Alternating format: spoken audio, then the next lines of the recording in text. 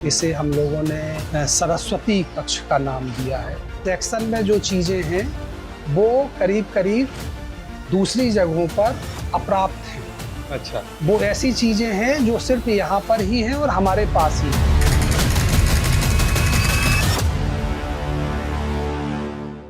Sir जो books यहाँ पर प्रिजर्व करी गई हैं उनके 3 अलग अलग रूम हैं, मतलब कई जगह अलग अलग तरीके से करी गई, तो क्या क्या है थोड़ा सा उसके बारे में बताइए। और ये क्या है सरस्वती कक्ष?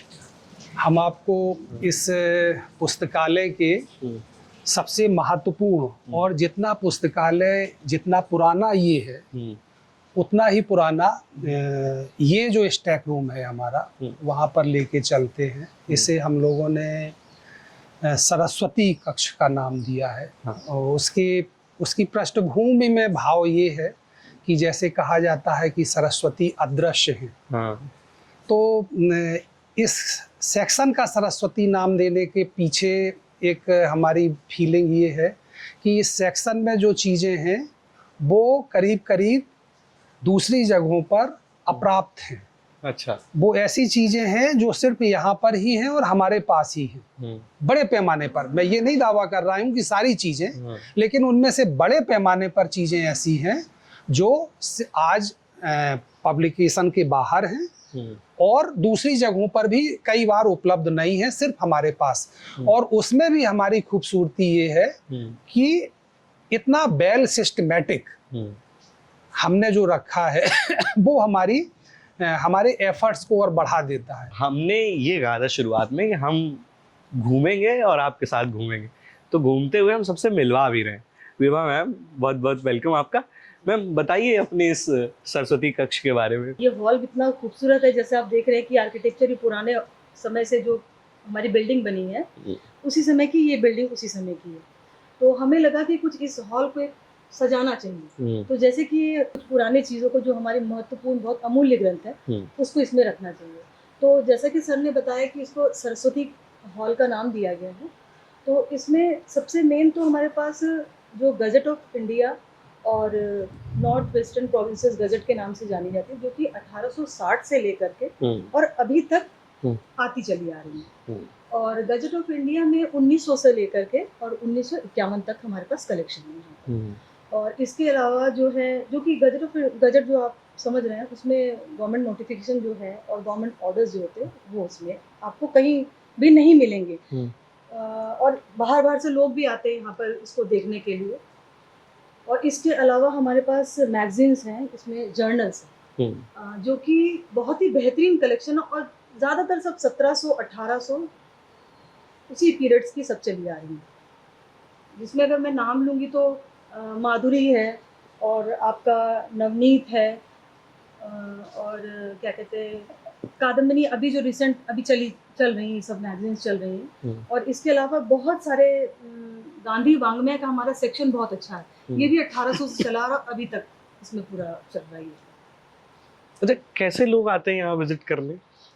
देखिए, विजिट तो मेन तो ये कि गवर्नमेंट ऑर्डर्स के लिए लोग पूरे दुनिया में घूमते हैं और हमारा कलेक्शन तो है, लेकिन बेसिकली जो रिसर्च पर्पस से आते हैं वो यहाँ पर ज्यादा आते हैं। क्योंकि जो भी आजकल के मटेरियल है वो तो आपको ऑनलाइन सब मिल जाएंगे, लेकिन इस तरह के मटेरियल जो रिसर्च करने के लिए चाहते हैं वो यहीं पर आते हैं, उनको वहाँ पर मिलता है, जो कि विजिटाइजेशन इनका नहीं है।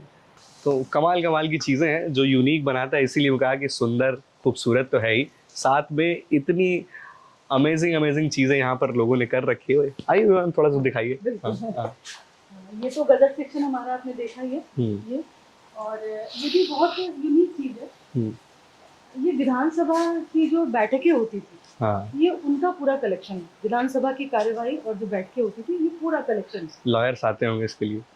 हाँ, आते हैं। लॉयर्स तो बेसिकली उसी के लिए, गजट के लिए सारा काम उनका उसी से चलता है। हाँ, और ये हमारा पूरा हमने एक अल्फाबेटिकली बड़ा अच्छा सेट किया हुआ है। जैसे कि आप हिंदी मैगजीन जाएंगे तो हम अल्फाबेटिकली इस तरह से करके हमने पूरा सेट किया, तो हमें तुरंत मिलता है कि हमें बहुत ढूंढने की भी जरूरत नहीं है, तो है, नहीं है तो नहीं। इसमें नंबरिंग भी पड़ी है 37? ये नंबर नहीं है, ये जो है ईयर लिखे हुए। अच्छा, ईयर है। हाँ, ये चूंकि बांग्ला मैगजीन है तो ये उस समय 1323 उससे आता था सन।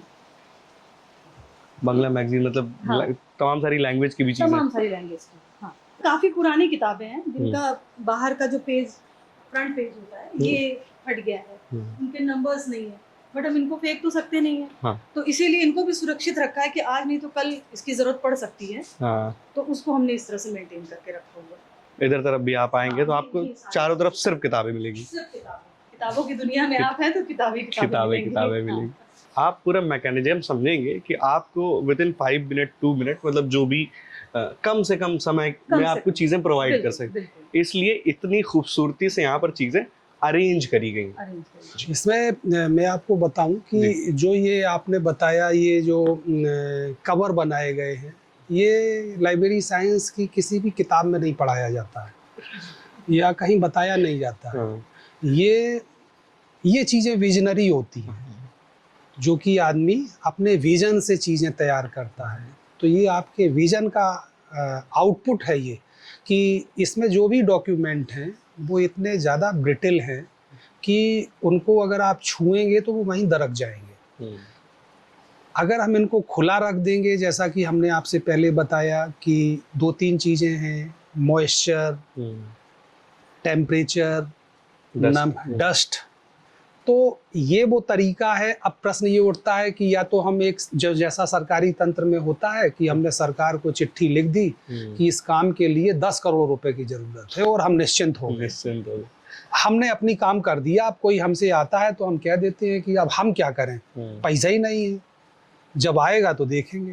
लेकिन ये चीजें इनके पैशन, इनके डेडिकेशन और प्रोफेशनल कमिटमेंट को दर्शाती हैं। अरे वाह! ये प्रोफेशनल कमिटमेंट, इन्होंने इसकी ड्राइंग तैयार की, इसका खाका तैयार किया और बहुत छोटे से अमाउंट से हम लोगों ने इसे अपने लेवल पे तैयार किया। और इसका परिणाम ये है कि जो डॉक्यूमेंट 10-20 साल 25 साल में ख़त्म होने की संभावना थी, उन्हें हम लोगों ने संभवतः कम से कम 50-100 सालों के लिए कंजर्व कर लिया, प्रिजर्व कर लिया। भविष्य में जब हमको डिजिटाइजेशन या इस तरह का कहीं से कोई प्रोजेक्ट मिला तो हम उसको उसमें कन्वर्ट करके इनको बचा ले जाएंगे। लेकिन आज की डेट में ये सुरक्षित हाथों में है और सुरक्षित अवस्था में है।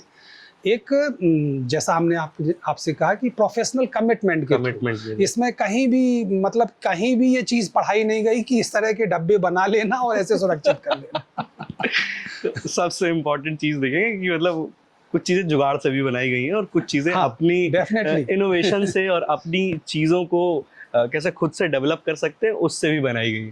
तो ये सिर्फ एक लाइब्रेरी नहीं है, ये पूरी एक केस स्टडी है।